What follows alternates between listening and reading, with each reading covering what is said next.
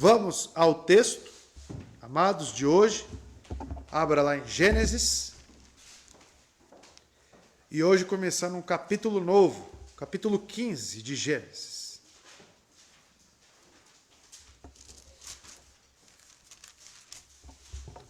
Abra aí a sua Bíblia.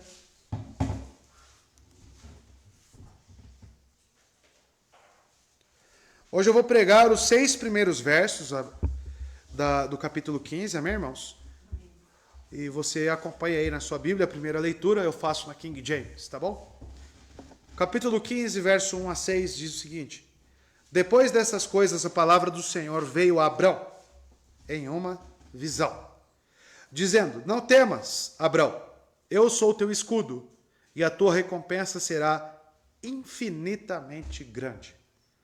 E Abrão disse: Senhor Deus, o que me darás, visto que ando sem filhos, e o mordomo da minha casa é Eliezer de Damasco? E Abrão disse: Eis que não me deste semente, e eis que um nascido na minha casa é o meu herdeiro. Verso 4: E eis que a palavra do Senhor veio a ele, dizendo: Este não será teu herdeiro, mas o que sairá das tuas próprias entranhas será teu herdeiro. Verso 5: E ele o trouxe para fora e disse: Olha agora para o céu e conta as estrelas, se tu fores capaz de contá-las. E lhes disse: Assim será a tua semente. E verso 6, até aqui hoje: E ele creu no Senhor, e ele lhe atribuiu isto por justiça. Vamos orar? Santo Deus, que o Senhor agora nos ajude, nos conduza, e que o próprio Cristo possa ensinar a sua igreja.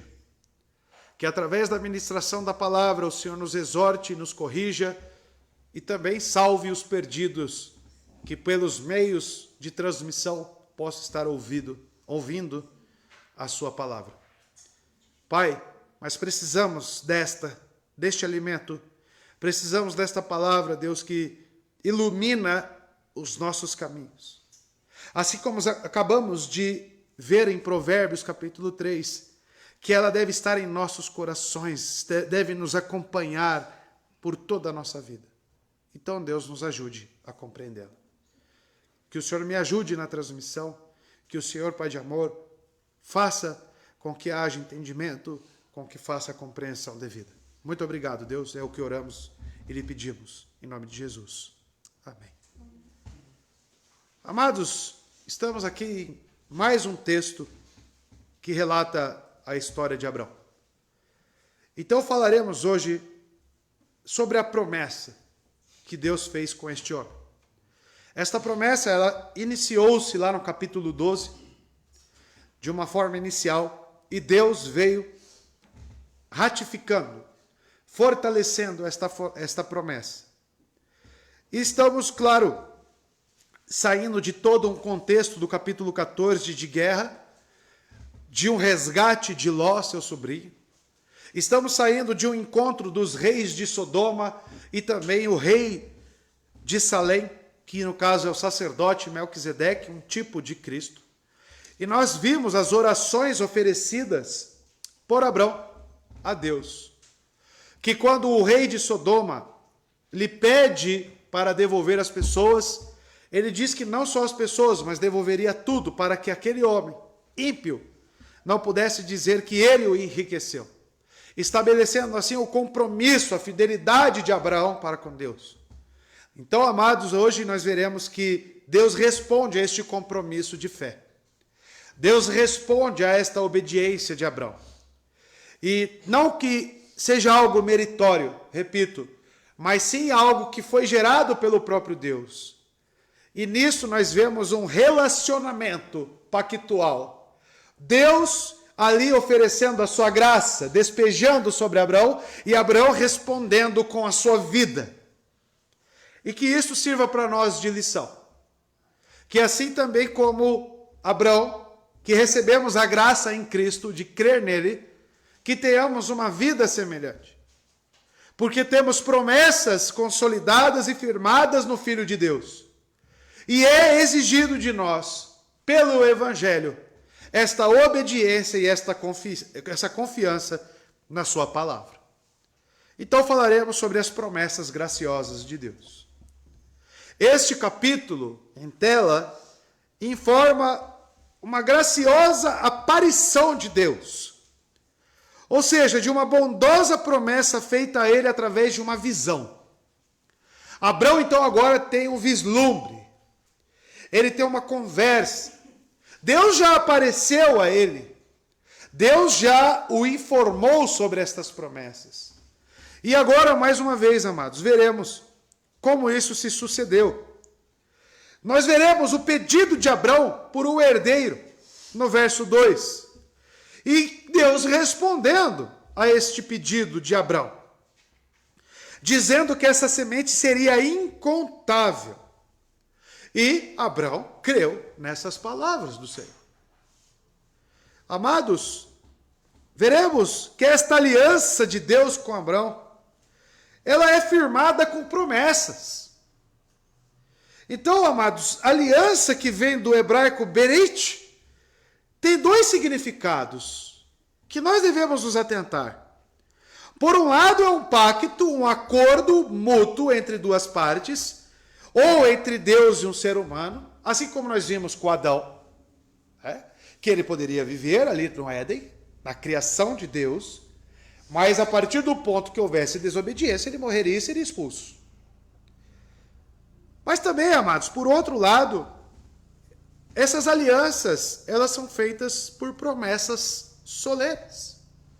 Quando nós olhamos lá no capítulo 9, a promessa de Deus a Noé, de que não mais destruiria a terra daquela forma, com o dilúvio, ele promete, não tem o envolvimento de Noé naquilo, é mais um ato de Deus e de manter e preservar a terra até o seu grande dia, até a volta do seu filho. Então, amados, promessas têm, o pacto tem essas duas características, uma aliança entre Deus e o homem e também um comprometimento do próprio Deus, uma promessa do próprio Deus. No capítulo 15, Deus não é parceiro de um pacto, mas a única parte a assumir um compromisso. Ele se compromete a cumprir a promessa feita a Abraão. Fundamenta a sua promessa por meio de um sinal de um juramento. Se vocês analisarem o pacto abraâmico que está aqui em tela, Deus não exige nada de Abraão. Deus não fala, se você fizer isto, eu faço isso. É Deus falando, eu farei de ti algo. Eu te abençoarei.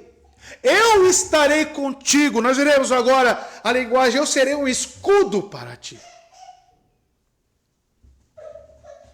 E a graça em Cristo é da mesma forma. Porque a graça, a salvação, ela é incondicional. Não somos nós que nos autopreservamos neste caminho salvífico. Como alguns creem, Hoje estou salvo, amanhã pelas minhas atitudes eu posso não estar. A salvação em Cristo não depende de nós.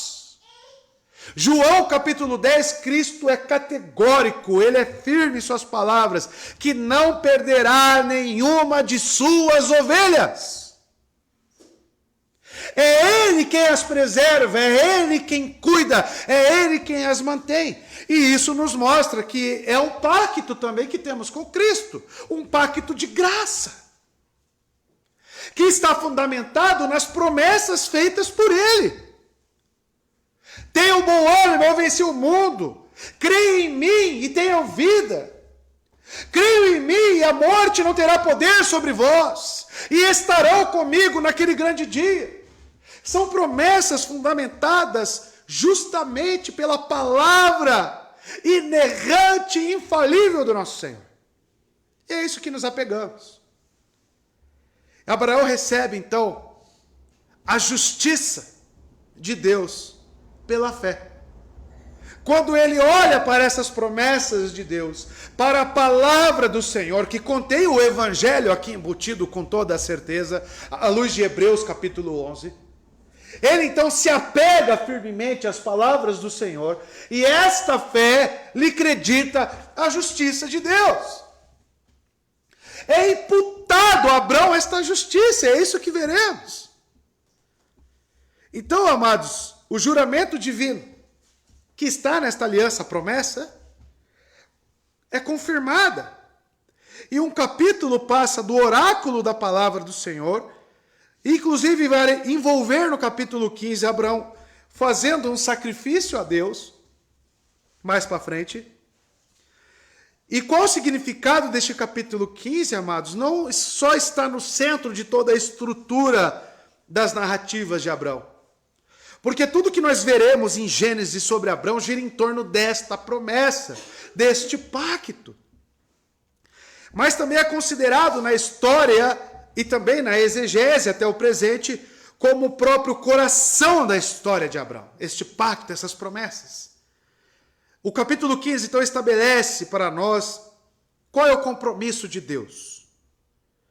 Numa perspectiva histórica, ampla, relacionando-se com o êxodo e a conquista, e que nós estamos envolvidos nessas promessas. Porque se vocês lembrarem, no capítulo 12, nos 3 primeiros versos, é dito que em ti todas as famílias da terra serão abençoadas. E isso envolve cada um de nós que estamos aqui. Então, não é um texto longínquo, não é algo que aconteceu no passado e que não tem nenhuma aplicação em nós. Nós devemos buscar o entendimento de qual conexão existe entre a nossa fé que temos recebido de Cristo e a fé de Abraão. E principalmente com as promessas estabelecidas por Deus. Porque Cristo está aqui, irmãos. Está nas entrelinhas destas palavras. E precisamos entender. Para isso, vamos entrar no verso 1 e vamos começar a explanar o texto. Agora vou usar a João Ferreira de Almeida. Verso 1 diz: depois destas coisas, veio a palavra do Senhor a Abrão numa visão, dizendo: não temas, Abrão, eu sou o teu escudo, o teu galardão será grandíssimo.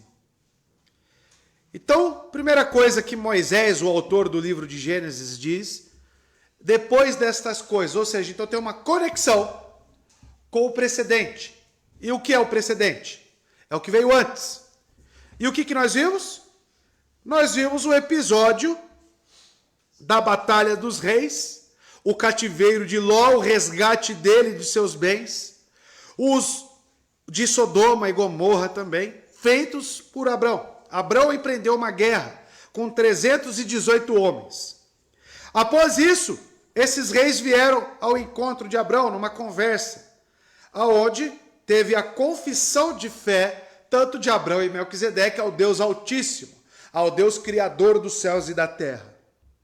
Então, amados, depois destas coisas se sucede esta visão. Então, tudo que Abrão fez com Melquisedeque, toda a atitude dele que nós vimos nas pregações anteriores, agora resulta nisto.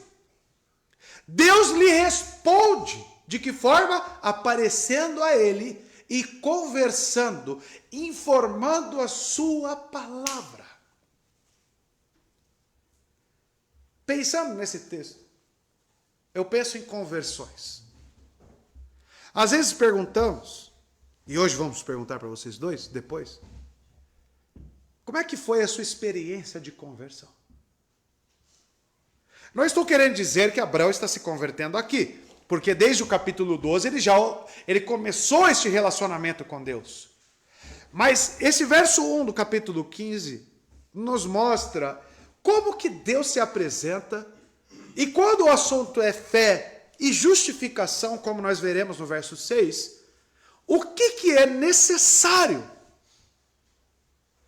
Certamente, nós entendemos que a salvação é um ato de graça e de iniciativa do próprio Deus. É Cristo que vem a nós. É nós que estávamos perdidos e é Ele quem nos encontrou. É nós, à luz de Efésios capítulo 2, que éramos filhos da ira. Andávamos na desobediência até que ele veio até nós e nos transportou, como Paulo diz em Colossenses, para o reino do amado Filho. Se vocês analisarem o verso 1, a palavra de Deus vem ao encontro de Abraão. E ele se apresenta. E quando nós perguntamos a muitos crentes, como é que foi a sua experiência de conversão? Algumas não têm embasamento bíblico algum. Porque muitos baseiam a sua conversão em sentimentalismos, em um certo apelo que é feito por pregadores e uma pressão que é feita, e as pessoas querem ser salvas, mas salvas do quê? Com base em quê? Pessoas, amados, que querem ser salvas para fugir do inferno, elas não entenderam nada sobre salvação. Cristo nos salva de nossos pecados. Ele veio para redimir pecadores. A redenção efetuada é uma redenção onde nós estávamos cativos, presos em trevas malignas de pecados, iniquidades, que consequentemente acarretaria na condenação eterna. Mas em si, a salvação, ela é efetuada por um resgate do próprio Cristo, que vem mediante a palavra dele. E este é o ponto principal. A sua conversão, ela é fundamentada nas Escrituras. E o que eu quero dizer com isso? Um anjo apareceu para mim certo dia e eu me converti. Pode até ser que isso seja verdade, eu não duvido. Mas a sua vida passou a ser fundamentada após isso, direcionada pelas Escrituras, porque esse é o caminho. A sua experiência de conversão, ela tem que ter uma caminhada com este livro, com a própria palavra de Deus. Compartilhei com os irmãos certo dia a experiência de conversão de Luiz Saião, né? Não sei quantos conhecem o Luiz Saião. Mas uma música veio à mente dele e ele foi acometido de um grande senso de pecado, justamente este a qual Cristo nos liberta, mas automaticamente ele foi direcionado para as Escrituras, onde ele passou a lê-la, passou a conhecê-la. Isso é conversão. Eu vejo crentes, às vezes eu fico observando nas redes sociais, na internet, crentes dizendo, não, eu não preciso da Bíblia para ser crente. Crentes, né, entre aspas, falando isso. Mas como assim? Como é que você não precisa da Bíblia para ser crente? Onde você vai encontrar as diretrizes para essa vida cristã? Eu vou na igreja e ouço o pastor. Tá, mas o seu pastor ele fala com base no quê? As pessoas não têm a concepção de uma verdadeira conversão, irmãos. As pessoas se baseiam em sentimentalismo, como eu disse, em experiências externas apenas, desapartadas totalmente das Escrituras. E eu digo, irmão, se a sua conversão ela é pautada apenas na sua experiência, isso é um compromisso fiel com a palavra de Deus, que é o que nós vemos em Abraão. Ele se apegando à palavra. Você não é convertido. A verdadeira conversão traz um apego por aquilo que Deus nos informa nas Escrituras. Esse é o caminho da salvação. E não é um apego apenas intelectual, mas um apego de ter essas palavras, como vimos em Provérbios 3, gravadas em nossos corações. Gravadas. É uma disposição diária de você viver para a glória de Deus. Como é que eu faço isso, pastor? Obedecendo às Escrituras. E você só vai conseguir isso pela fé. E é justamente isso que vemos. Veio a palavra do Senhor a Abrão numa visão. Veja que a palavra sempre está envolvida. Deus ele se apresenta não só como uma experiência, mas informando algo. Afinal, chamamos o Evangelho de boas novas. Ou seja, envolve uma mensagem, envolve a palavra, envolve uma notícia. A palavra do Senhor veio a Abrão em uma visão. E é praticamente unânime aqui, amados, que a palavra é o Logos, é o Verbo. E os teólogos irão dizer que esta palavra é o próprio Cristo que vem a Abrão. Ele é a palavra. No Monte Sinai, as tábuas da lei, quando foram impressas, quem estava ali? Quem era o Verbo? Quem era a própria lei? É o próprio Cristo. Cristo não é a expressão exata do ser de Deus? Toda a palavra nos informa quem Deus é para nós e a sua vontade. Então olhamos para o próprio Cristo e conhecemos a Deus. E ele diz, aquele que crê em mim, crê no Pai. Aquele que me conhece, conhece ao Pai. Este é o caminho. Então não é errado dizermos aqui que o próprio Cristo apareceu a Abraão. A própria palavra veio a Abraão. Deus fez todas as coisas em Gênesis capítulo 1 pela sua palavra. Nós vemos em João que o Verbo estava com Deus no início. Nós vemos que a criação, ela é feita, Hebreus diz isso, pela palavra. Tudo foi feito por intermédio de Cristo. Nós vemos em Colossenses isso também.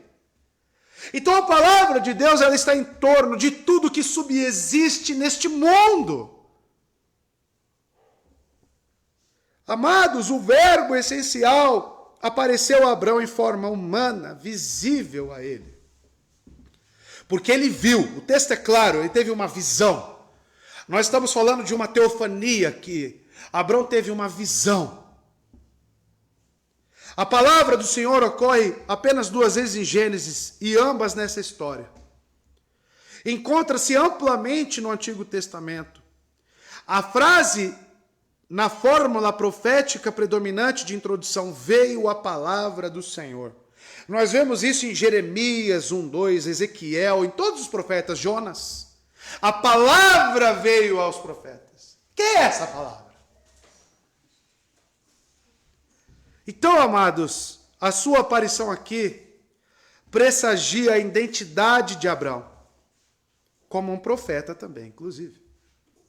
Se vocês derem uma paginada aí no capítulo 20, verso 7, que já é a experiência de Abraão, que aqui já foi mudado o nome dele, com Abimeleque, no verso 7, ele é tido como um profeta.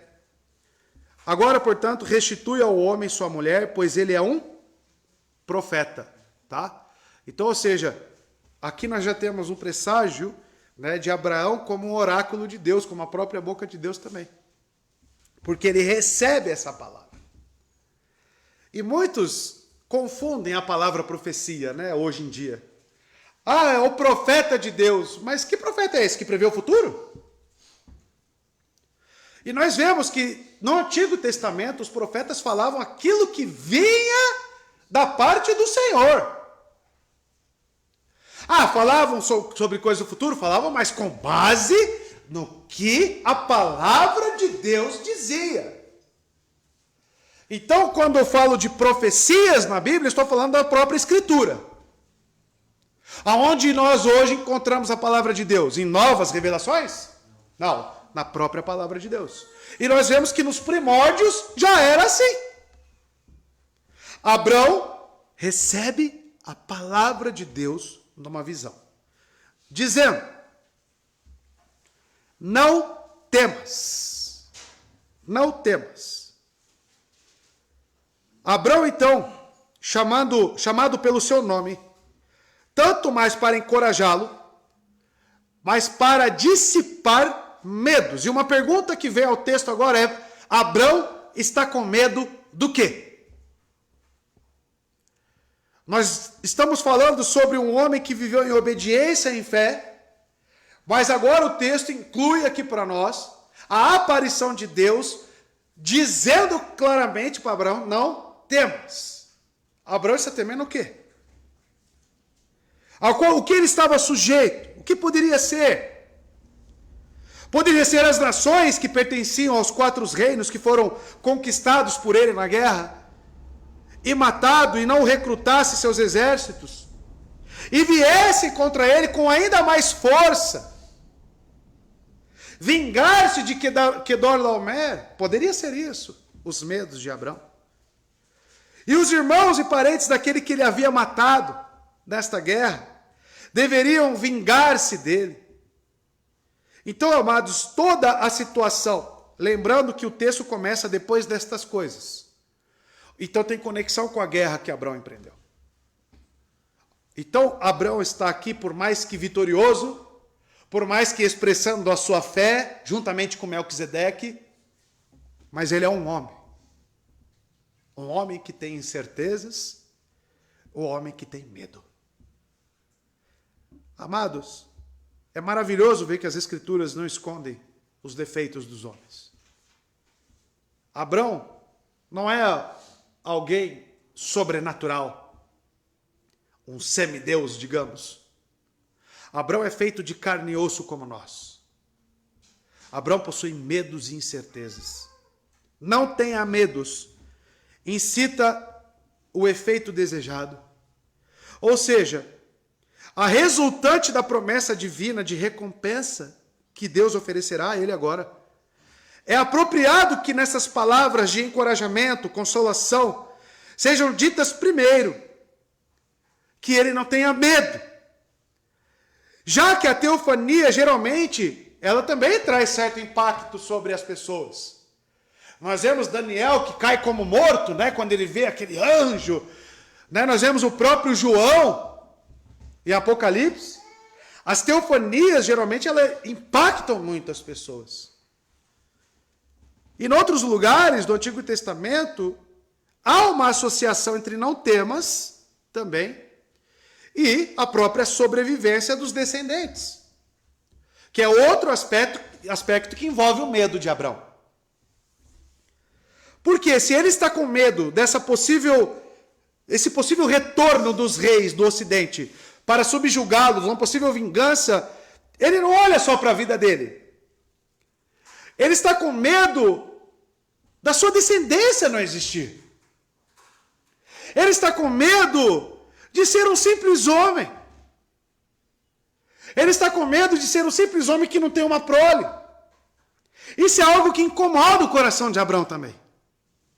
Então veja, irmãos, várias nuances estão no texto aqui para embasar este medo de Abrão, a qual o texto não é específico. Mas, amados, o fato de a mesma mensagem teofânica dirigida a Zacarias, por exemplo, e coincidentemente, Zacarias, que foi o pai de João Batista, ele sofria com essa questão dos descendentes. E parece recordar essa passagem que estamos aqui. Põe para a gente lá em Lucas 1, verso 13, onde é dito, o anjo aparece, uma teofania, um anjo aparecer, a Zacarias, e olha o que ele diz. Não tenha medo. Zacarias, a sua oração foi ouvida. Isabel, sua mulher, lhe dará um filho. E você lhe dará o nome de João. Então, esse medo, ele é embasado justamente, claro, pelo impacto da teofania, mas certamente os medos que acompanham toda a situação de evidência. Toda a condição que nos cercam. Porque geram incertezas, que geram dúvidas, como será que amanhã, por exemplo, e se eu morrer hoje? Nós, como seres finitos e imperfeitos, somos sondados por isso, irmãos. Alguns em níveis maiores, gerando uma ansiedade extrema, outros conseguem, pela confiança em Deus, controlar um pouco mais isso.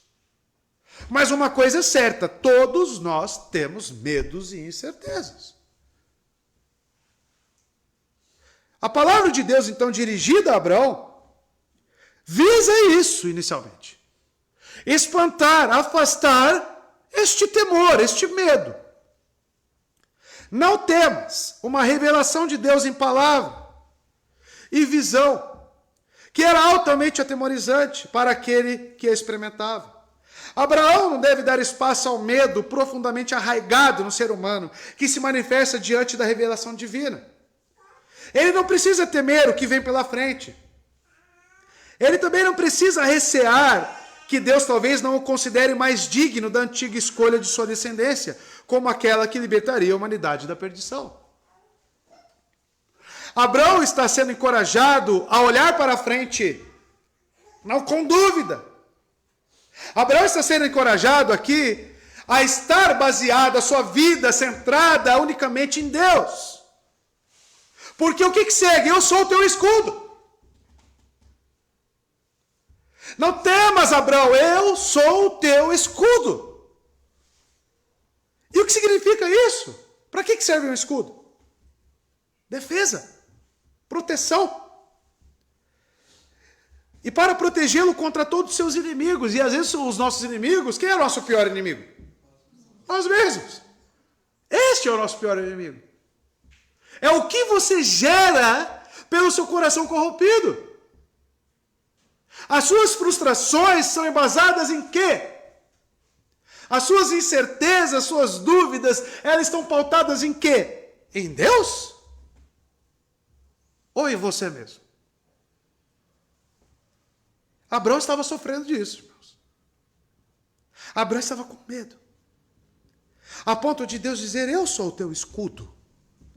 Eu é quem te protejo. É eu que estou contra os seus inimigos. É eu que venci aquela batalha para você. Sou eu que enviei o meu filho para morrer pelos meus eleitos. Sou eu que tenho preservado a igreja. Sou eu que tenho efetuado tanto querer quanto realizar. Então não se trata, amados, do que nós podemos fazer, mas sim do cuidado de Deus na sua preservação. O pecado, Satanás, o mundo que está sendo erguido contra os eleitos, contra a mão da fé. Portanto, precisamos de um escudo, de um ponto de segurança que é apresentado no texto pelo grande eu sou, pelo próprio Cristo. Paulo vai dizer que em Efésios capítulo 6, verso 16, vai passar ali, ele diz, além disso, usem o escudo da fé, com o qual vocês poderão apagar todas as setas inflamadas do maligno. E se nós formos para Tiago, quais setas são essas? Como que Satanás nos tenta? Pelos nossos próprios pecados e a nossa própria cobiça. Ou seja, quem fornece esses dardos inflamados para Satanás somos nós mesmos. E qual é a antítese? Qual que é o remédio para isso? A fé em Cristo Jesus. Dia após dia, você, cheio de medos, incertezas, deve pregar o evangelho para si mesmo. Você deve ouvir da palavra de Deus e das promessas de Cristo e se apegar a isso. Como mandar embora este medo? Como se tornar um crente mais fortalecido? Através das Escrituras. A fé nas Escrituras. Se apegar a isso com toda a sua alma. É assim que você terá o escudo de Deus. O Senhor se identifica em termos de relação com Abraão. A segurança que esta relação proporciona explica a coragem de Abraão. Explica a coragem de qualquer outro crente. Uma combinação semelhante de não tenhas medos, eu estou contigo, está lá no capítulo 26, verso 24. Se você for um pouco para frente. Capítulo 26, verso 24. O Senhor apareceu a ele naquela mesma noite e disse, eu sou o Deus de Abraão, teu pai. Não temas, pois eu estou contigo. Ele diz essas palavras, inclusive para Josué. Sejas fortes e corajoso, não temas. Não fui eu que te enviei? Não fui eu que te chamei? Deus precisa constantemente, através da sua palavra, nos lembrar de quem é que está nos preservando e cuidando de nós. Quem é? Quem é que está governando a sua vida? Salmo 3, verso 3, nós temos palavras semelhantes do salmista. Mas tu, Senhor, és o escudo que me protege. És a minha glória e me fazes andar de cabeça erguida. Por que você está desanimado? Por que você anda triste? Por que você anda frustrado? Por que você anda fraco? O texto te fornece a resposta. Te falta fé. Te falta fé nas Escrituras. Te falta fé na palavra de Deus. Te falta fé em se apegar àquilo que Ele te informa. Cristo nos informa para termos bom ânimo. Por quê? Porque Ele venceu o mundo. Ou seja, Ele direciona a nossa atenção para Ele e não para nós.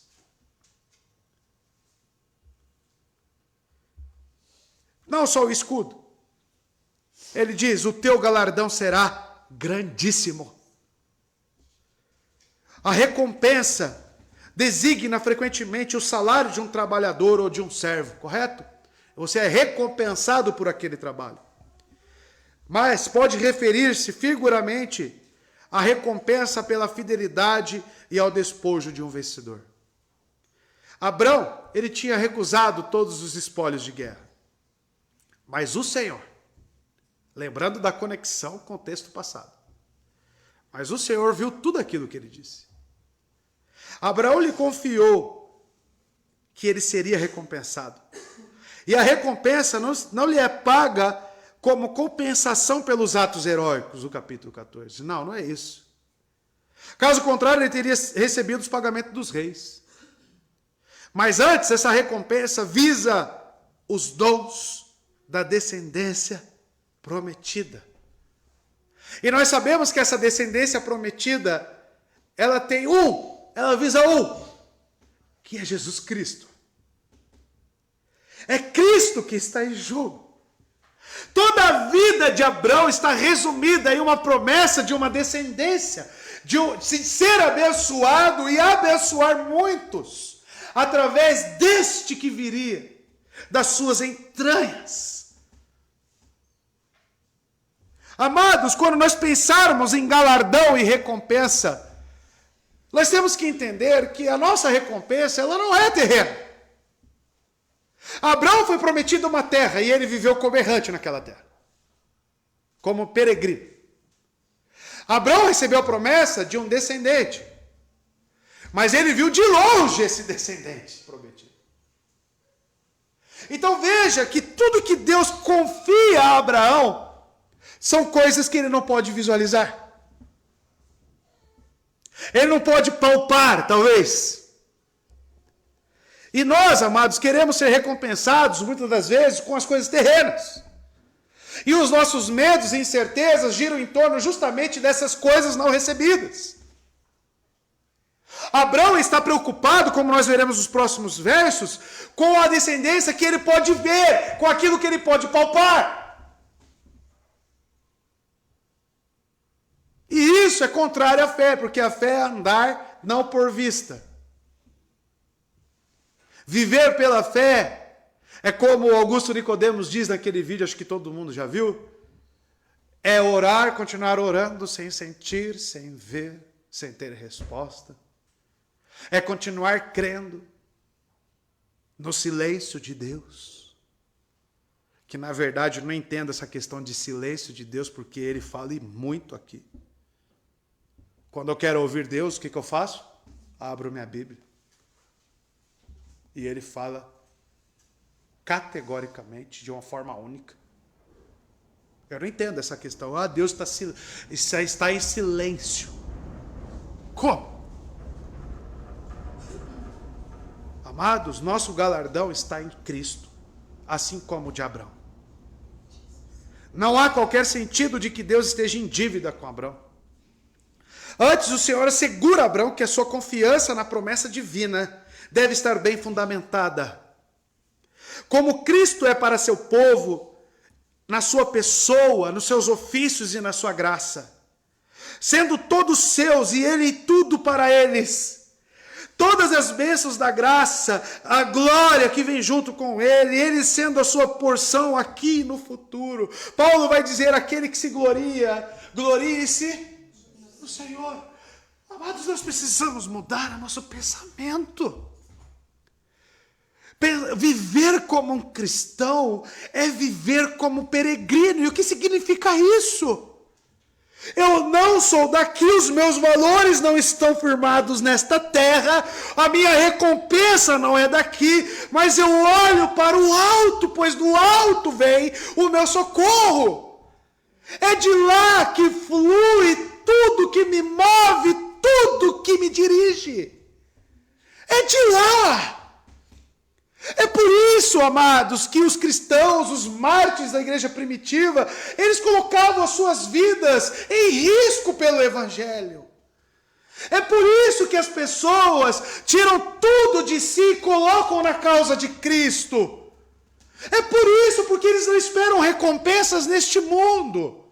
Eles não esperam retribuição aqui. Eles olham para além desta vida. E talvez este seja o problema da igreja contemporânea. A igreja e os cristãos hoje em dia, eles visam muito méritos. E talvez seja uma consequência de toda a teologia construída neste país. Uma teologia onde você faz e é retribuído. Onde você se envolve e Deus cria-se um débito para com você e Ele tem que te devolver. E nas Escrituras não existe isso, irmãos. Nada é por obras. Nada. Nem mesmo Abraão foi abençoado por nenhuma obra dele. Deus diz, eu vou te abençoar. Eu farei de você uma nação tão prolífera que você não vai poder nem contar. Eu farei. Amados, mas a obediência é justamente você ter fé. Se você tem dificuldade em obedecer a Deus, em estar dentro das Escrituras e do que ela prescreve, a sua deficiência está na sua fé. Talvez a sua fé precise ser fortalecida. Talvez a sua fé precise ser aperfeiçoada. Porque para Abraão vencer esse medo, ele vai ter que se apegar às promessas de Deus, pela fé, e continuar obedecendo e vivendo para Ele. Ou seja, vencemos o medo quando obedecemos às ordens de Deus. E repito, essa obediência só é possível pela fé, pelo temor a Deus. Pois Ele nos conhece e sabe que somos suscetíveis ao medo. O medo é mais do que um sentimento. Todavia, o apóstolo Paulo diz que não nos deu um espírito de medo, mas sim um espírito de ousadia, de coragem. A ordem mais repetida em toda a Bíblia é não temas. Em Atos dos Apóstolos, hoje à noite nós vamos ver que eles saem do sinédrio debaixo de ameaças, de afrontas, proibições. Aí eles retornam para os seus e eles ficam, vamos ficar escondidos aqui que o negócio está pegando para o nosso lado. Eles oram com ousadia para continuar a pregar o Evangelho. E um dos problemas que nós vemos hoje na cristandade é essa covardia. É as pessoas se retraindo apenas no seu mundo com medo. Sabe aquela criança que tem medo de abrir a porta de casa e ir para fora? Os cristãos estão com medo. Eu quero que você entenda esse conceito de medo que eu estou trazendo. Medo de colocar a sua vida à disposição do Senhor. Medo de servir com mais afinco. Existe algo que está travando as pessoas. Existe algo que está colocando as preocupações deste mundo em superioridade com as coisas e o galardão, a recompensa do Senhor. E é justamente este medo, é esta covardia. E Cristo nos dá o espírito destemido. O que justificaria Paulo fazer o que fez? Enfrentar tudo o que ele enfrentou? Amados, a única coisa que explica é a fé em Cristo Jesus. A sua fé é o que vai transformar, abandonar esse medo, que vai te colocar para uma vida prática para o cristianismo, uma vida mais envolvente, uma vida mais preocupada com as almas. Eu vejo os irmãos, eu queria pedir que os irmãos orem para que eu tenha mais amor pelas almas. Isso é válido, orar por isso. Mas talvez você tenha que pedir para que você tenha uma fé mais fortalecida. E isso é somente em Cristo, porque Ele é o nosso escudo. Vencemos o medo quando reconhecemos que Deus é nosso protetor. A confiança de Abraão não estava em sua força de guerra e nem em seus aliados. A sua proteção vinha de Deus, que é quem protege e é quem dá a vitória. E também Ele é o nosso escudo. James Boyce diz que Deus é o nosso protetor contra os inimigos, contra Satanás e contra as tentações. E fazemos isso se apegando, repito, às promessas, vencendo o medo, quando reconhecemos que as recompensas de Deus são melhores que os tesouros e as riquezas deste mundo. Abraão rejeitou os espólios de guerra oferecidos pelo rei de Sodoma. Ali ele já mostrou que a sua herança não está aqui. E agora Deus declara que seu galardão está de sobremodo grande. A palavra grandíssimo, ou seja, tem uma noção de exagero, de grandeza. São superiores àquelas oferecidas pelos homens ou até mesmo como resultados da guerra. A fidelidade de Abraão é recompensada não com um saque, mas com riquezas incomensuráveis de Deus. Deus assim trata os temores de Abraão, prometendo-lhe proteção e provisão. Verso 2. Olha como Abraão responde. E veja tudo que circunda o medo dele. Então disse Abraão: ó Senhor Deus, que me darás? Ele está perguntando para Deus: que me darás? Visto que morro sem filhos. E o herdeiro da minha casa é o Damasceno Eliezer. Ou seja, então disse Abraão. Abraão certamente crê em Deus. A questão não é a fé de Abraão, porque ela existe. Mas ele se prepara aqui para expor as suas dúvidas e as suas tentações.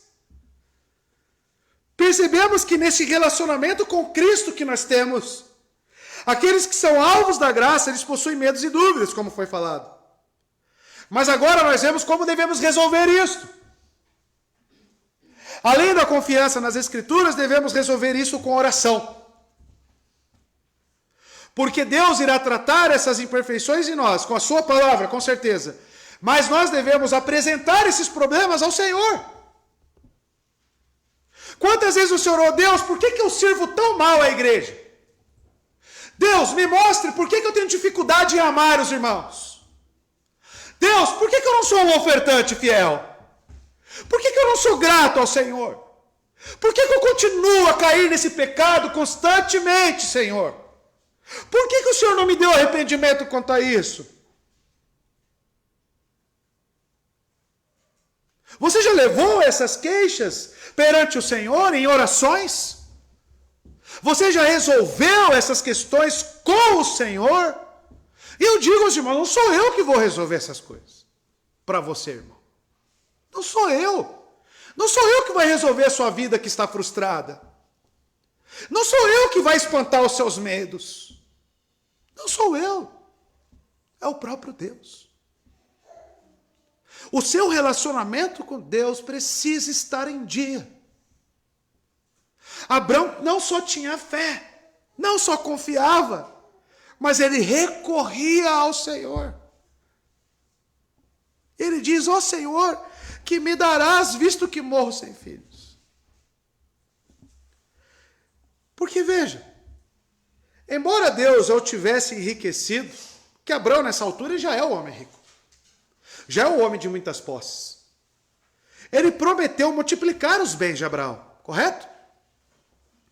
E isto leva o patriarca a procurar junto de Deus a promessa não cumprida de um filho, de uma descendência numerosa. Por quê? Do que valeria para Abraão seus muitos bens sem um herdeiro para aquilo? Do que valeria para Abraão todas essas bênçãos de Deus se fossem resumidas apenas nele? Isso demonstra para nós que Abraão tinha uma preocupação de olhar para o futuro, de que esse Deus e essa verdadeira religião que ele professava, Melquisedeque também, fosse passada para a sua posteridade. Abraão não via as bênçãos de Deus de uma forma egoísta, apenas para si, mas ele via a continuidade disto. Então, quando Deus promete para ele: você será abençoado de uma forma grandiosa, o seu galardão, a sua recompensa é grandiosa, ele não vê tanto sentido apenas para si e sem o filho. Mas veja que é uma dúvida pertinente. Com certeza. Mas ele resolve isso não murmurando, mas sim orando. Ele leva para junto de Deus, lembrando que ele está tendo uma visão, ele está perante Deus e ele está colocando: Deus, mas e isso? Como que fica essa situação que tem me assolado, que tem gerado medo, que tem colocado dúvidas no meu coração? Eu tenho sido tentado por causa disso, Senhor. Porque eu não tenho filhos. A minha mulher é estéril, eu já sou avançado de idade.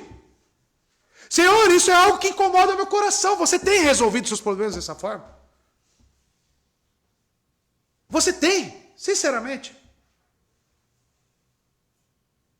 E veja que ele não fica procurando culpados para as suas tentações. Ele não fica por causa de A, B ou C ou D. Ele fala com Deus algo que ele está sentindo, algo que está incomodando a ele. Nós, amados, para termos uma comunhão na igreja, para vivermos plenamente com Cristo, para desfrutarmos dessas riquezas, dessas bênçãos, nós precisamos começar a resolver os nossos problemas junto de Deus. Repito, não é o irmão do seu lado que vai te fazer feliz. Não é a sua esposa, não é o seu filho, não é o seu irmão que vai suprir todas essas carências. É o próprio Deus. Enquanto você não aprender a viver assim, você vai viver reclamando, infeliz, murmurando. Senhor, que me darás vendo que não tenho filhos?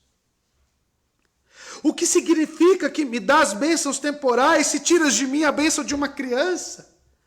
De quem se poderia esperar e crer que brotaria o Messias prometido? Porque esta fé, à luz de Hebreus capítulo 11, o desejo por um filho, irmãos, eu quero que vocês entendam claramente isso, não é só para ter um filho e abraçar um filho. Tanto que, quando Deus pede seu filho como sacrifício, ele faz o quê? Ele oferece. Então não é a materialidade de uma prole que atrai Abraão. Ele sabe que essas promessas de Deus se estendem na linha do tempo. João capítulo 8, verso 56. Abraão se alegrou ao ver meu dia. Ou seja, através das promessas de Deus, Abraão conseguia enxergar aonde ela culminaria, que era Cristo. Então, quando ele não tem um filho, ele vê essa inconsistência ou a sua debilidade em entender de como que eu vou olhar lá para frente se agora eu já não posso ver essa continuidade. Do que me importa todas as riquezas e bens que o Senhor me dá, se eu não conseguir ver mais claramente a Cristo? Que lição, irmãos, para nós. Que lição. Do que adianta você se satisfazer com todos os seus desejos que você tem, se você não contemplar mais a Cristo? É isso que está em jogo. Do que adianta você ter 10 filhos, sendo que a sua contemplação e sua vida espiritual está cada vez mais longe de Cristo? Do que adianta? Do que adianta você ter um trabalho tão desejado, sendo que isso não te aproxima de Cristo? Do que adianta? As coisas que nós temos devem ser meios que nos aproximam do Senhor. E vocês viram em Colossenses que o trabalho deve ser feito dos servos buscando a glória e a honra de quem? Do Senhor. Então até as coisas seculares que nós estamos envolvidos devem nos aproximar de Cristo. E Abraão entende isso. Por isso que ele pergunta: eu não tenho filho. Que me darás? Todas as promessas do Senhor, que me darás? Visto que vou sem filhos. O herdeiro da minha casa é o Damasceno Eliezer. Então, amados, quem é este? Um historiador que viveu em 64 a.C., o primeiro século antes de Cristo, é chamado Nicolau Damasceno. Ele era historiador e filósofo. Ele relata que Abraão, ele reinou num local chamado Damasco, quando com o exército saiu da terra da Caldeia, além da Babilônia. E que o nome de Abraão era famoso na região de Damasco. E uma certa aldeia foi mostrada chamada Habitação de Abraão. Os escritores judeus dizem que os servos de Abraão construíram Damasco e ele reinou sobre ela. E que Abraão viveu lá algum tempo e pareceu razoável dizer, né, que este Eliezer nasceu em sua casa. Quem é esse então Eliezer? O Damasceno Eliezer é justamente o local onde ele nasceu, né, Damasco, e era um servo nascido em sua casa. E é preciso nós agora considerarmos o propósito da queixa de Abraão. Abraão não declara simplesmente que está sem descendente, mas visto que o efeito de todas as promessas dependia dessa descendência. E ele pede, não impropriadamente, que uma garantia lhe fosse dada, pois como não era possível esperar a bênção e a salvação do mundo, a não ser através da sua descendência. E se esse ponto principal falhasse, não causaria surpresa se as demais coisas parecessem desaparecer diante de seus olhos. Ou ao menos não apaziguar sua mente nem satisfazer seus anseios.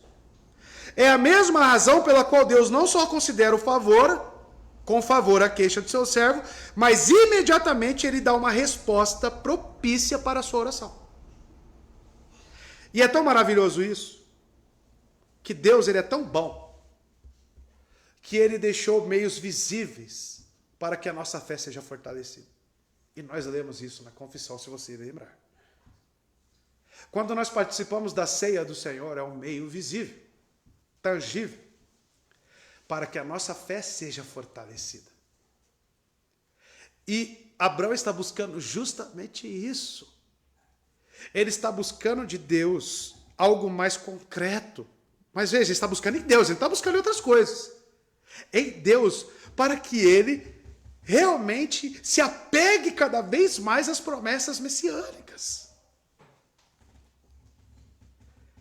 E o verso 3, continua Abraão dizendo: a mim não me tem dado os filhos, eis que o nascido na minha casa será meu herdeiro. Abraão dá prosseguimento na sua queixa. E certamente as bênçãos, tanto espirituais quanto materiais, somente fariam sentido se realmente um herdeiro lhe fosse dado. Tem total sentido o que Abraão está falando para Deus. Total sentido. A mim não me tens dado filhos, ele diz. E somente sabemos que a nossa vida, como uma corrida que ela é, um sopro, como diz as Escrituras, rápido, e posto que ele já era também avançado na idade, Abraão diz que já não havia vivido tanto tempo, que já havia vivido tanto tempo e que restava bem pouco da sua trajetória. Ora, diz ele, estou bem perto do alvo. E a minha trajetória de vida já está no fim. E o Senhor não tem me dado os filhos.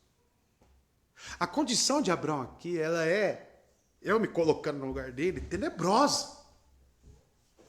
Porque eu falar que não tenho filho com 34 anos é uma coisa.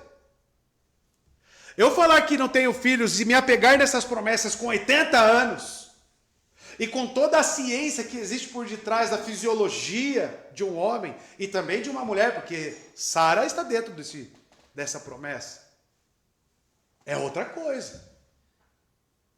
Então, amados, o que Abraão está fazendo aqui é os seus temores, é o que está assolando o seu coração. Mas eu quero que os irmãos entendam que esses medos estão envolvidos e relacionados justamente para uma fé mais aperfeiçoada. Ele está visando, ele está colocando uma queixa para que as promessas de Deus façam mais sentido para ele. Ele não está falando, ó Deus, eu tenho vivido com pouco salário, com pouco dinheiro. O Senhor poderia me dar mais dinheiro para que eu tenha mais condições? Qual que é o sentido dessa oração? Agora, se eu orar, Deus, me dê mais condições financeiras para que eu invista mais no reino de Deus e para que eu promova mais o evangelho. Opa, aí muda. Aí muda. Deus, me dê uma casa melhor para que eu receba meus irmãos aqui em casa, para que eu seja mais hospitaleiro. Aí muda. Mas você sinceramente busca essas coisas do alto? Abraão diz, eis que um nascido na minha casa será o meu herdeiro. Eles estão dizendo, o que tem hoje para mim aqui, Deus, o que a sua divina providência moveu até hoje, eu já avançada a idade, é um filho de um servo. É isso que eu tenho como herdeiro. E ele acrescenta, o intuito de agravar a sua queixa, que um estrangeiro seria o seu herdeiro. Como se dissesse, nem sequer um dentre os meus parentes será meu herdeiro, e sim um sírio de Damasco. Até Ló, que era seu sobrinho, já havia se apartado dele. O que restou? O herdeiro, né? o servo. Pensa a cabeça de Abraão. Pensa como Satanás utilizava essas coisas contra ele, justamente para se desapegar das promessas de Deus. E nisto, talvez, eu e o irmão estejamos caindo como patos, como um patinho, nas mãos de Satanás. Talvez você esteja questionando a igreja, questionando, né, o sermão, questionando tudo que você tem recebido de Deus, justamente por causa desses medos e incertezas que você tem gerado no seu coração. É razoável a sua queixa? É razoável a sua reclamação perante Deus? É isso que você precisa pensar, irmão. É o que nós precisamos pensar. Viver a providência divina, a soberana vontade de Deus, ela exige fé, exige obediência. Eu não posso criar um mundo na minha mente, idealizar algo, e isso não estar acontecendo, e eu começar a me rebelar contra o Senhor. Você não pode colocar dois reinos, o seu e o de Deus, em conflito, irmão. Porque a realidade propriamente dita, ela é uma só. Só existe um reino e só existe uma vontade que está governando esta terra, inclusive as nossas vidas, a vontade de Deus. Não é a sua. Ah, mas eu queria tanto isso, desejo isso. Você pode fazer planos, mas quem dirige seus passos é o Senhor. Você deve entender isso, que as coisas não funcionam do jeito que nós queremos. E se nós não visamos a nossa fé aperfeiçoada, a santificação, as coisas do alto, e os nossos pedidos a Deus e orações não visam isso, você não será atendido. Avalie o que está no seu coração, irmãos. Avalie o que você tem pedido. Avalie o que você tem desejado. Avalie a sua vida. Abraão só está se queixando porque ele deseja que as promessas de Deus tenham mais coerência para ele. É isso. O que incomoda aqui, digamos que é uma perfeição da fé de Abraão. A sua fé, do jeito que ela está hoje, te incomoda? A sua vida espiritual está contente? Ah, com certeza não, pastor. E o que você tem feito para mudar isso? À luz do que estamos vendo. Continuar orando por coisas materiais? Continuar desejando as recompensas deste mundo? Continuar desejando ser benquisto pelas pessoas? É isso que você quer? Você está dando na contramão do que é ser cristão. Isso não é ser cristão.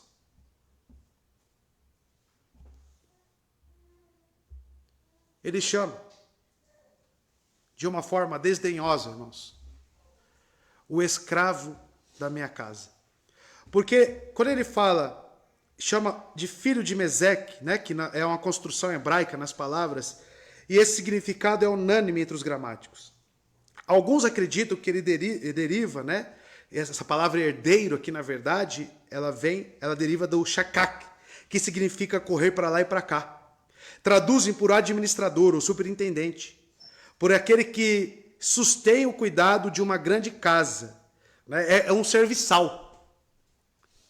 Então, quando Abraão fala o que eu tenho de herdeiro, é o serviçal.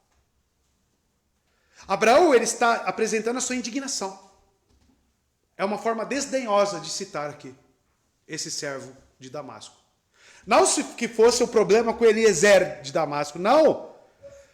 A questão é a promessa e a coerência que ela deve fazer. O que eu tenho é um servo, Senhor.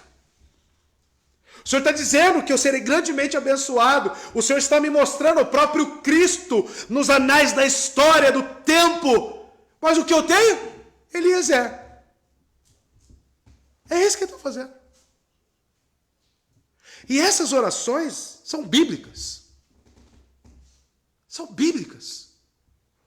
Você apresentar os seus descontentamentos, ao invés de ficar nos corredores, inflamando o coração das pessoas, em vez de você ficar maldizendo os outros por causa das suas imperfeições, vai orar, irmão! Vai orar! Vai colocar diante do Senhor as suas queixas, mas visando o aperfeiçoamento da sua fé, não olhar a fé do outro. É isso que nós precisamos aprender a viver. É assim. Verso 4. Ao que lhe veio a palavra do Senhor dizendo: este não será teu herdeiro, mas aquele que sair das tuas entranhas, esse será teu herdeiro. A realidade, mais uma vez, constrata com as promessas. E pergunto sinceramente, irmão, não é assim conosco? Viver como cristão não contrasta com as realidades que nos são impostas neste mundo. Não é dificultoso para nós. Mas por que é dificultoso? Porque talvez falte submissão ao que Deus diz. Ao que lhe veio a palavra do Senhor dizendo, mais uma vez é escrito por Moisés, que o que veio para ele? Então, diante de uma queixa, diante de um problema que Abraão está vivendo, tentações, o que vai começar a acalmar Abraão aqui? O que vai começar a aplacar? A palavra. O que Deus pronuncia. E mediante as perguntas em busca de esclarecimento, pois Abraão estava procurando a solução para o problema ao seu redor, as suas circunstâncias, mas a resposta era buscar a solução lá do alto. Deus então lhe responde de forma enfática. Este, Eliezer, o servo, não será o teu herdeiro. Este não será, como fizeste ou tentastes fazê-lo, desistindo de todas as esperanças próprias. Isso era tão assolador para Abraão que tempos mais tarde ele procura solucionar esse problema, saindo das suas entranhas, mas se deitando com Agar, a escrava egípcia. Isso era uma tentação tão forte para Abraão. E você pode ver que já era no próximo capítulo.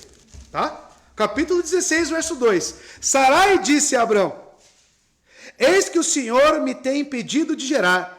Suplico-te, entre na minha serva, pode ser que ela possa obter filhos por ela. Eu posso obter filhos por ela. E Abraão ouviu a voz de Sarai. Esse descontentamento, você acha que Sarai sabia? De Abraão? Essas dúvidas e tentações eram do casal.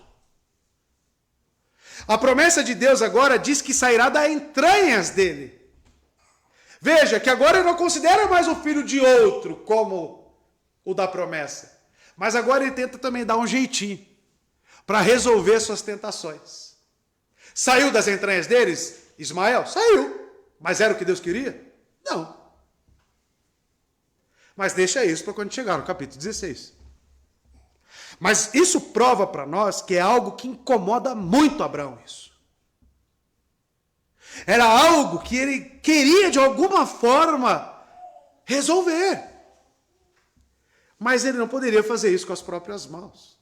Ele tinha que continuar apegado no que Deus lhe informa na sua palavra. Veja, irmãos, que não somos nós que iremos nos aperfeiçoar. Às vezes você fica preocupado, mas eu não estou fazendo isso, aquilo outro.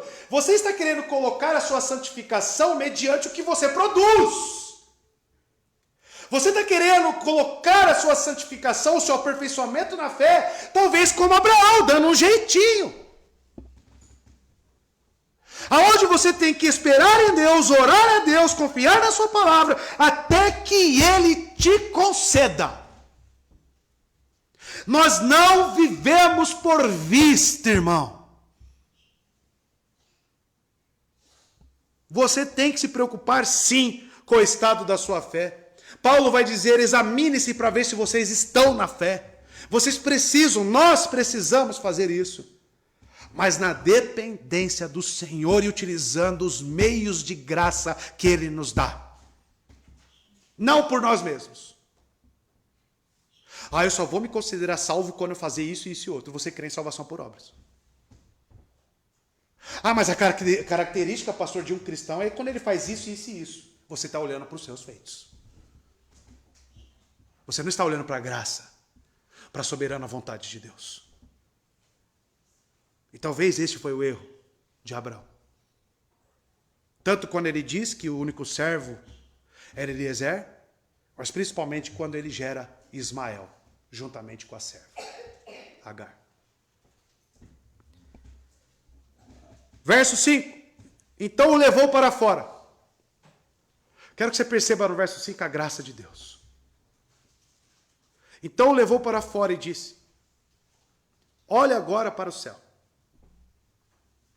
e conta as estrelas, se as podes contar, e acrescentou-lhe, assim será a tua descendência. Aos olhos carnais de Abraão, a situação só está piorando. Aos nossos olhos na vida cristã, parece que as coisas só vão de mal a pior. Por quê? Por causa que a sua fé precisa ser fortalecida. Amados, nós cremos no Deus do improvável. Nós cremos no Deus que suscita filhos de Abraão de pedras. E essa linguagem, metaforicamente analisando, é muito sugestiva, porque é justamente assim. Porque em Gálatas nós sabemos que aqueles que são verdadeiros filhos de Abraão são aqueles que são da fé. E os nossos corações eram como? Pedras. E é realmente isso. Amados, crer em Deus é crer no impossível. Eu não vejo solução para a minha vida. Deus tem solução. Deus tem solução. Não existe nada nessa vida que não tenha solução nas mãos de Deus. Nada. Ou você crê nesse Deus onipotente, poderoso, soberano, ou você crê em você mesmo. Levou-lhe para fora e disse, ou seja, nesta visão que ele teve, ele levou de alguma forma para o ar livre, o que foi feito através do seu chamado e em sua direção, e por um impulso em sua mente, ou isso pode ser real ou local, não importa, Mas Deus, depois de haver atingido os seus ouvidos com a palavra, a sua mente, o seu coração, agora ele também detém os seus olhos pelos símbolos externos. Para que o olho e ouvidos possam consentir juntos, mostrando para que isso lhe fosse útil. Abraão talvez não tivesse a palavra como nós temos hoje. Mas Deus concede agora para ele um símbolo. Um sinal para que ele lembre. Toda vez que o sol se pôs e as estrelas aparecessem no céu, Abraão ia colocar os olhos nas estrelas e ia lembrar do quê? Da promessa do Senhor. Olha como Deus é gracioso conosco. Que preservou isso aqui para nós. Há mais de 2000 anos. E nos deu algo para que possamos ver, nos lembrar, meditar, buscar o fortalecimento da nossa fé, ter a igreja, ter a ministração, ter o próprio Cristo falando a nós pela sua palavra. Olha como Deus é gracioso. Olha como Deus se preocupa com a nossa preservação e com as nossas limitações, porque Ele fala isso, para Ele olhar para o céu, para suprir de alguma forma, para que Ele lembre, se apegue a mim, ao que eu disse. Quando você bater o olho no que é tangível, no que é visível, a minha palavra seja resgatada na sua mente. O escudo da fé. Que quando você participar da ceia do Senhor, você lembre quem é o seu Redentor. Você lembre o que Ele te promete, o que está garantido nele. Para que você mande embora os dardos inflamados de Satanás, da dúvida, do medo, da frustração, do descontentamento. Oh, irmãos, a palavra nos mostra todo o caminho a ser vivido. Olha para o céu. E Deus é tão sábio nos seus meios, que lembra que eu disse que muitos teólogos dizem que provavelmente Abraão era astrólogo, lá na Mesopotâmia. Ou seja, olhar para as estrelas era algo que ele fazia como uma profissão, talvez. Ele utiliza disso, para que ele lembre das promessas do Senhor. Olhe para a sua família, olhe para os seus filhos e lembre das promessas do Senhor. Olhe para sua esposa e lembre do relacionamento que Cristo tem com a igreja. Olhe para a natureza e lembre do Deus Criador. Deus deixou tudo impresso, as suas digitais, em todas as coisas, para que nós não nos esquecemos dele. A sua vida tem que ser governada por Cristo, irmão. Para de viver de aparência, para de viver atrás de coisas tangíveis apenas, mas ao ter as coisas tangíveis, que você lembre o que está por detrás disto. Senão a sua vida não tem sentido. Senão você vai viver apenas para as coisas desse mundo e vai morrer, vai voltar para a terra e esse será o seu fim. E ele acrescenta, irmãos.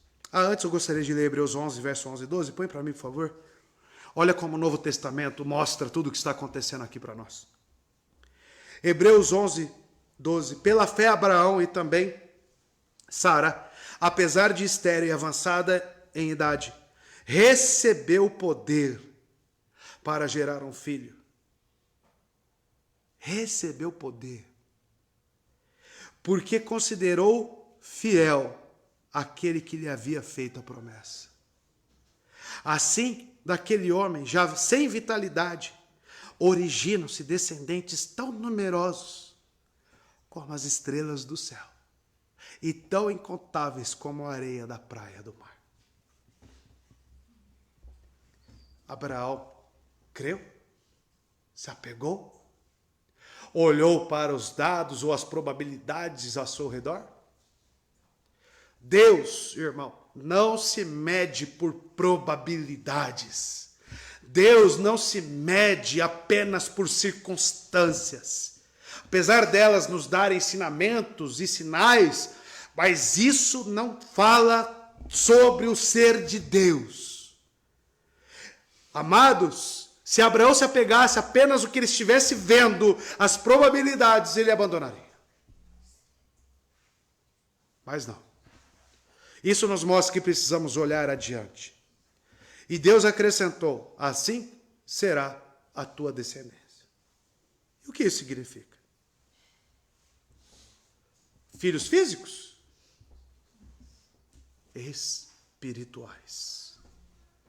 A descendência de Abraão é aqueles que creem em Jesus Cristo.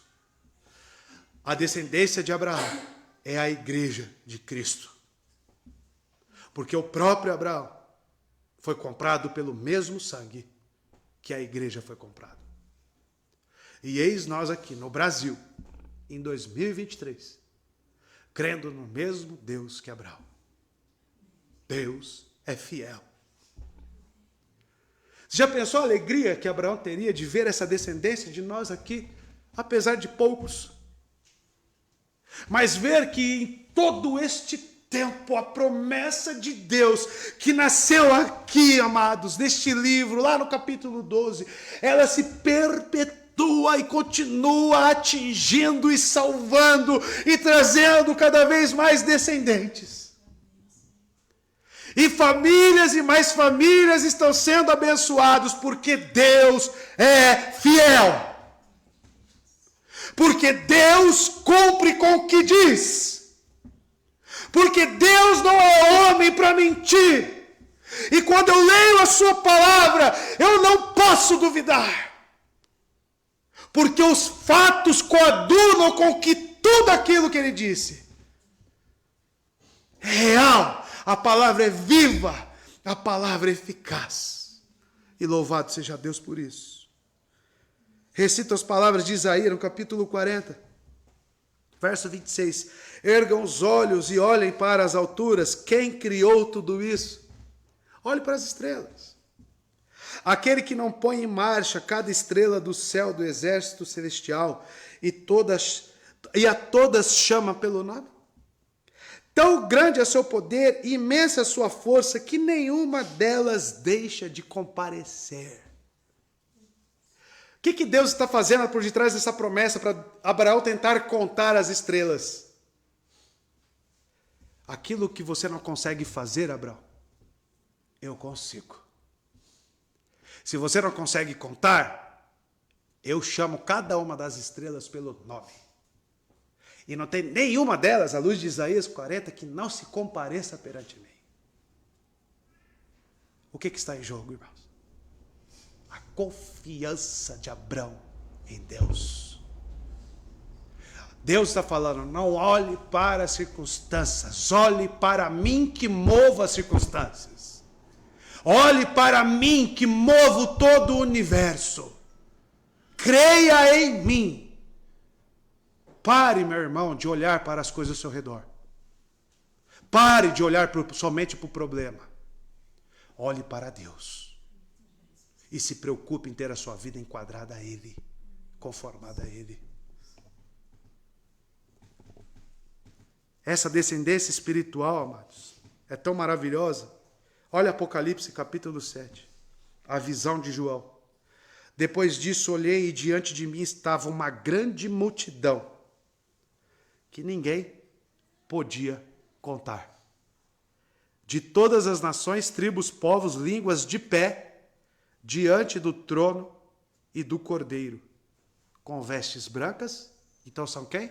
Os eleitos, os filhos de Abraão, e segurando palmas. Né? Que é aquelas folhagens que se fazem honrarias para as entradas do rei. Cumpriu ou não cumpriu? Está se cumprindo, porque essa visão de João é escatológica. Os eleitos de Deus, amados, serão incontáveis.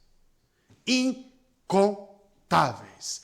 De todas as tribos, de todos os tempos, de todas as nações. Verso 6. O que resultou? E creu Abrão no Senhor. E o Senhor imputou-lhe isso como? justiça. Abraão, amados, creu. A narração descreve a resposta de Abraão como crença, confiança no Senhor. Quando Abraão viu as estrelas, quando Deus mostrou para ele, quando Deus atingiu seus ouvidos, atingiu seu coração, atingiu seus olhos, o resultado foi uma firmeza, uma confiança neste Deus que lhe serviu como justiça. Quando o justo vive pela fé, é a consequência de ser justificado. Amados, o que estamos vendo é tão belo e utilizado no Novo Testamento, claro.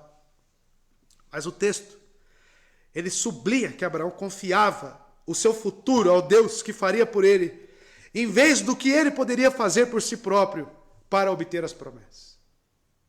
Por mais que ele vai ter as recaídas, capítulo 16. Isso mostra para nós que a nossa fé, ela é feita, sim, de altos e baixos. Por quê? Por causa da corrupção que está em nós. Mas, amados, o reconhecimento da fé de Abraão neste ponto, no entanto, não deve ser entendido como início da fé de Abraão. Abraão já tinha respondido anteriormente, mas a fé em si, irmãos, é o ponto que nos justifica. Crer no Filho de Deus, viver por esta fé, é o que nos justifica, irmãos. Porque cremos no Cristo ressurreto, morto, que expiou, que foi substitutivo ao nosso lugar, porque nós merecemos a ira de Deus, nós merecemos a condenação eterna, mas não, ele veio, habitou, cumpriu tudo que Deus exigiu.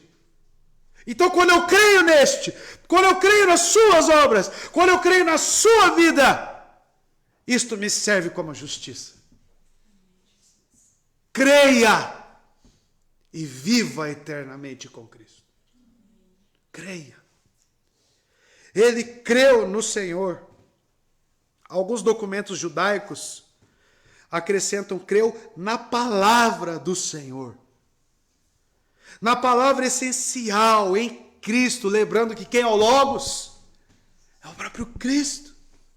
A sua justiça, ele acreditava na promessa de Deus, ele acreditava nessa descendência que viria do próprio Cristo. Na semente prometida em Gênesis 3,15, que pisaria na cabeça da serpente. Ele creu no seu Redentor, ele creu na justiça de Deus, ele creu no sacrifício de Cristo. Ele creu. E lembre-se, amados, o autor da fé sempre é Deus. Porque a fé do ser humano é resposta do que Deus gera em nós. O ser humano diz amém a Deus, com todas as consequências que isso trouxer para seus pensamentos, sentimentos e vida. No Antigo Testamento, a fé é um relacionamento com Deus, que abrange todo ser humano, a totalidade, as condições exteriores, a vida interior. A fé de Abraão é a resposta à promessa de Deus. Abraão entrega a Deus o controle sobre a sua vida. Ele se entrega totalmente a Deus, como uma matéria-prima maleável, como um vaso na mão do oleiro. Isso é ter fé. Deus, a minha vida é do Senhor. Eu deixo tudo contigo. Eu tenho essas coisas me incomodando, mas que o Senhor conduza tudo isso para mim. Conduza, Senhor, porque eu não tenho habilidade, porque eu sou mesquinho, eu sou ganancioso, eu sou orgulhoso. Então me ajuda, Senhor. Apresenta isso diante de Deus. E o texto diz: creu Abraão no Senhor, e olha só as palavras, e o Senhor imputou-lhe, olha para imputou-lhe, creditou isto como justiça. Nós temos que entender aqui alguns conceitos. O que é imputar? A palavra aqui, amado, utilizada no hebraico, pode ser traduzida como atribuir valor. contabilizar algo, creditar algo. É como uma conta, não tem dinheiro nenhum, está no negativo, está devendo. Aí vem aquele Pix milagroso, né? E cobre todo o negativo, credita lá, cobre a dívida, você não deve mais nada. A fé que o próprio Deus deu para Abraão, através da palavra, foi creditado a ele a justiça. E o que é a justiça? Amados, quando eu penso em justiça, eu penso na justiça do próprio Deus. Ele é a fonte de toda a justiça. A sua santidade baliza também a sua justiça. Então, quando eu penso em justiça, eu penso em um juízo. Eu penso em um relacionamento entre homens e Deus. E de que existe, sim, um débito desta humanidade, que é justamente o pecado que ocorreu no Éden. Toda a descendência de Adão permaneceu sobre o estado de queda, de desobediência. Como que a justiça de Deus se relaciona com a desobediência do homem? Deus é justiça. É o seu atributo. Como que ele se relaciona? Eu preciso corrigir isso. Porque eu não criei o homem para transgredir contra mim. O homem está me afrontando. O homem está lançando dardos contra mim, o Criador. Logo precisa-se então, na justiça, a penalidade. É um ato judicial de Deus. Quando ele fala que foi imputado justiça, é que mediante os atos judiciais, Abrão não devia mais nada. É isso que ocorre na justificação somente pela fé. E quem paga essa pena? Jesus Cristo. O seu sangue, a sua obra, a sua vida. Essa fé de Abrão é louvada. Mas veja, amados, que não só Abrão. Já ouviram falar de Finéias? Vocês leram esses dias de Finéias. O salmista, lá no Salmo 106, verso 30 e 31, fala de Finéias. Ele relembra essa história para nós, mas eu quero que os irmãos se atentem à justiça de Deus. Veja, mas Finéias se interpôs para executar o juízo. Porque Deus tinha dado uma ordem, né? Para retirar aqueles que eram transgressores do meio deles. Finéias foi aquele que executou essa justiça de Deus, amando de Deus. E a praga foi interrompida. Mas a pergunta é, por que Finéias obedeceu? Por que ele fez isso? Porque ele cria. Ele se apegou à palavra do Senhor. E o texto continua, isso lhe foi acreditado como um ato de justiça, que para sempre será lembrado por todas as gerações. Em Romanos capítulo 4, verso 3, diz, que diz a Escritura? Abraão creu em Deus, e isso lhe foi creditado como justiça. Gálatas capítulo 3, versos 6 e 7. Considerem o exemplo de Abraão. Ele creu em Deus, e isso lhe foi creditado como justiça. Estejam certos, portanto, de que os que são da fé, estes é que são filhos de Abraão. A fé é justamente aquilo que nos conduz para a justificação. Quem justifica é Cristo. E nós cremos neste que justifica, assim como Abraão. Não foi mérito de Abraão, porque muitos podem pegar o texto de Tiago, capítulo 2, verso 21 e 22, e falar que as obras é quem justifica. Não. Tiago 2, 21 e 22 diz, não foi Abraão, nosso antepassado, justificado por obras, quando ofereceu seu filho Isaque sobre o altar? Mas nós estamos num texto anterior a isto. Você pode ver que tanto a fé como as suas obras estavam atuando juntas, e este é o ponto. E a fé foi aperfeiçoada pelas obras. O que Tiago está querendo dizer? Que a fé que Abraão tinha em Deus movia a sua obediência. Que você dizer que tem fé, mas não é movido para este relacionamento de obediência, a sua fé é morta. Este é o ponto. Amados, Abraão foi o homem justificado. Deus declara então Abraão como um homem justo. E devemos ter atenção que a circuncisão é o que justifica os judeus? Nunca foi.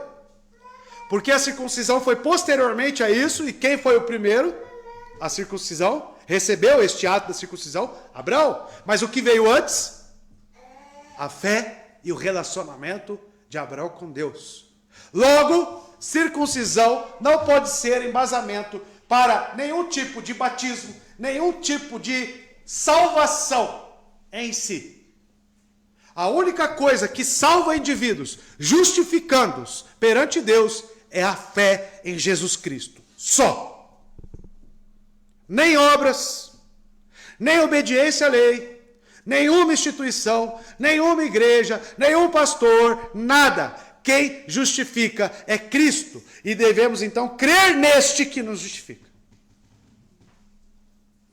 Que venhamos então, amados, entender que não é pela lei. Não é por nada. E quando Deus declara Abraão como justo, Ele está declarando a sua justiça. A justiça, assim como a fé, é um termo relacional. Declarar como justo significa acalmar, satisfazer, prover. Ou seja, providenciar aquilo que está falando para o outro. Aquilo que serve para o bem do outro. Justiça não é um bem que o ser humano possa ganhar com seu esforço. Mas é um predicado associado a alguém que está em comunhão com Deus. Imputar, do hebraico shajab, significa reconhecer. Abraão então é reconhecido, declarado como justo, por causa da fé que ele tinha em Cristo. E eu encerro esse sermão com base em Romanos 3, verso 21 e 22. Mas agora, diz o apóstolo Paulo, se manifestou uma justiça que provém de Deus, independente da lei, da qual testemunham a lei e os profetas. Justiça de Deus mediante a fé. A fé é o veículo para a justificação. Não é a fé que justifica, a fé é o veículo. Quem justifica é Cristo. Em Jesus Cristo para todos os que creem. Não há distinção. Então, para que seja salvo, basta nascer na família do crente? Precisa do quê? Crer em Jesus Cristo. E isso Abraão nos mostrou que recebeu de Deus. E a sua vida é cada vez mais aperfeiçoada. Que Deus abençoe os irmãos. Que Deus tenha falado ao seu coração e nos aperfeiçoe cada vez mais. Amém? Vamos orar?